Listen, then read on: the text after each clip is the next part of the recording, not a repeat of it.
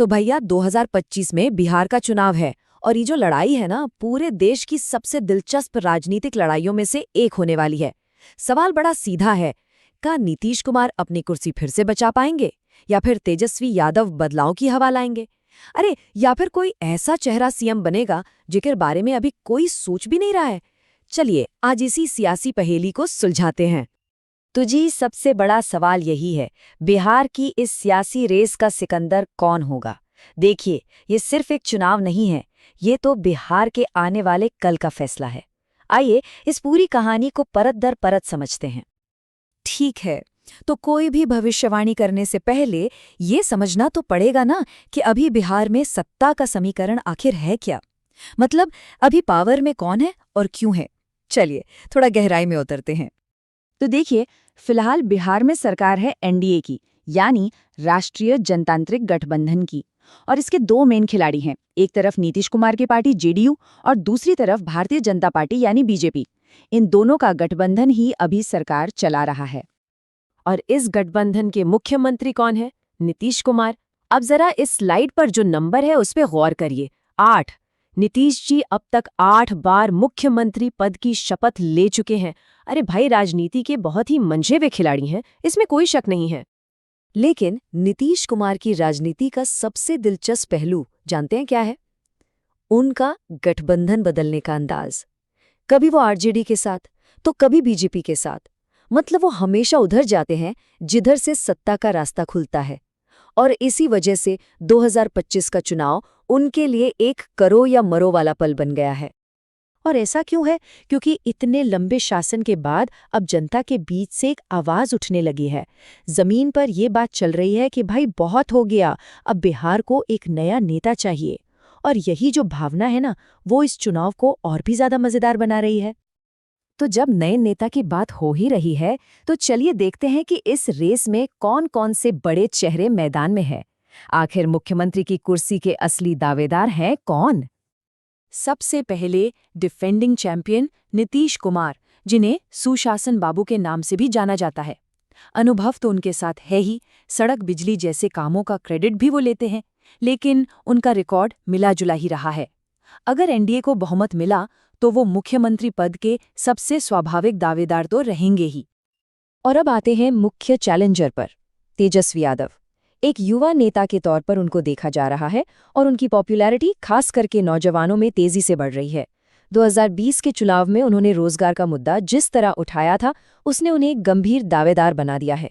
वो इंडिया गठबंधन का चेहरा है और इस रेस में सबसे आगे दौड़ते दिख रहे हैं। अब देखिए, ये बहुत दिलचस्प है। दोनों के चुनावी मुद्दे एकदम अलग हैं। नीतीश कुमार अपने पुराने काम यानी सुशासन और सड़क बिजली की बात करते हैं, तो वहीं तेजस्वी यादव का पूरा फोकस रोजगार और बदलाव पर है। यही दो कहानी इस चुनाव में आपस में टकराएंगी। पर इस पूरी कहानी में एक और बड़ा खिलाड़ी है, बीजेपी। अब तक तो वो गठबंधन में नीतीश कुमार के पीछे रही है, लेकिन इस बार बीजेपी की अपनी महत्वाकांक्षा है। वो चाहती है कि 2025 में बिहार का मुख्यमंत्री उनकी अपनी पार्टी का हो। और बीजेपी की तरफ से दो बड़े चेहरे सामने आ सकते हैं। एक है सुशील कुमार मोदी, जो बिहार के डिप्यूटी सीएम रह चुके हैं और एक अनुभवी पुराने नेता माने जाते हैं। और दूसरे हैं सम्राट चौधरी, जिनकी जातीय समीकरणों पर मजबूत पकड़ है। अगर बीजेपी को ज्यादा सीटें मिली तो इनमें से कोई एक चेहरा सीएम पद के लिए आगे आ सकता है। लेकिन रुकिए, कहानी अभी खत्म नहीं हुई है। इस रेस में एक वाइल्ड कार्ड एंट्री भी है जो पूरे खेल का समीकरण बिगाड़ सकती है। और वो हैं प्रशांत किशोर, अपनी जनसुराज यात्रा के साथ। एक जमाने के राजनीतिक रणनीतिकार जो अब खुद नेता बन गए हैं। हो सकता है वो चुनाव न जीतें, लेकिन वोट कटवा बनकर वो जेडीयू और आरजेडी दोनों का खेल खराब करने का पूरा दम रखते हैं। तो ये तो हुई नेताओं की बात, लेकिन लोकतंत्र में असली बॉस तो जनता ही होती है कि नहीं? तो चलिए अब ये समझते हैं कि बिहार की जनता का मूड क्या है और उनके लिए सबसे बड़े मुद्दे कौन से हैं। तो देखिए, बिहार के वोटर अब सिर्फ जाति पर वोट नहीं दे रहे। उनके लिए सबसे बड़ी चिंता है बेरोजगारी।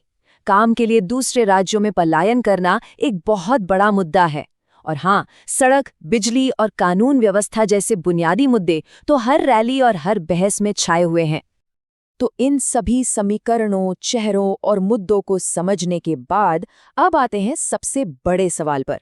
आखिरी भविष्यवाणी क्या है? कौन जीतेगा बिहार का ये महासंग्राम? देखिए, इस चुनावी शतरंज में 3 संभावनाएं साफ-साफ दिख रही हैं। पहली, अगर एनडीए को साफ बहुमत मिलता है तो या तो नीतीश कुमार अपनी कुर्सी बचाएंगे या फिर बीजेपी अपना कोई नया चेहरा सीएम बनाएगी। दूसरी, अगर इंडिया ब्लॉक ने जबरदस्त वापसी की तो तेजस्वी यादव बिहार के अगले मुख्यमंत्री होंगे। और तीसरी, सबसे दिलचस्प संभावना ये है कि अगर प्रशांत किशोर ने खेल बिगाड़ दिया तो किसी को बहुमत नहीं मिलेगा और त्रिशंकु विधानसभा बन जाएगी और उसके बाद असली राजनीतिक खेल शुरू होगा। एक बात तो पक्की है, बिहार का ये चुनाव सिर्फ बिहार के लिए नहीं है। यहाँ के जो नतीजे आएंगे ना, वो आने वाले दशक की भारतीय राजनीति की दिशा भी तय करेंगे। इसका असर राष्ट्रीय राजनीति पर पड़ना तो तय है। तो अब सवाल आपके लिए, इस पूरे विश्लेषण के बाद आपको क्या लगता है? आपकी राय में बिहार का अगला मुख्यमंत्री कौन बनने जा रहा है? नीचे कमेंट्स में अपनी राय जरूर बताइएगा।